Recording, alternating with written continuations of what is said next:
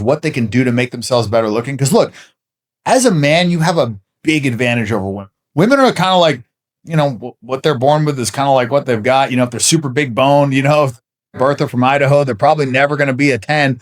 But a guy can be a 10. You know what I'm saying? Like a guy that's, 5'8" can be a 10 if he gets rich enough, famous enough, gets enough girls that are interested in him, whatever. I've seen it, dude. In college, there was this dude who was like 5'7", didn't have any money, but a lot of girls wanted him. He didn't really care because he had abundance. And because of that, it was like, dude, these girls were like literally throwing themselves at him because he didn't care. They wanted him more and they were fighting for him. It's like, oh, why doesn't this guy like me? They're not worried about the guy that's texting them 15 times. They're not worried about the guy that they can call anytime and that guy's ready to take them on a date. They're worried about making this guy like, so it's like, there's a part of it that's gaming it. There's a part of it that's understanding psychology. I think that's a big piece of it.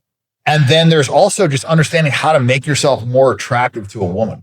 So there's two questions I have that I get asked all the time that I think are some of the most important things, and I want you to answer them. The first one is because in order to achieve the money, to have the things like, let's say you're the guy who's not as tall or not as good looking, whatever, and you have to try to find these other avenues to make yourself more desirable, like money or success or popularity. How do you figure out what your purpose is? This is I know it's very open-ended, but a lot of people ask that question. Well, when you say purpose, you mean like what are your attraction triggers? Like what should you kind of like focus on? Not in regards to women, but to find your own success. Well, that's going to kind of... What's the first step? So I would say, and this is true with women, this is true with finance, this is true with whatever, is you basically want to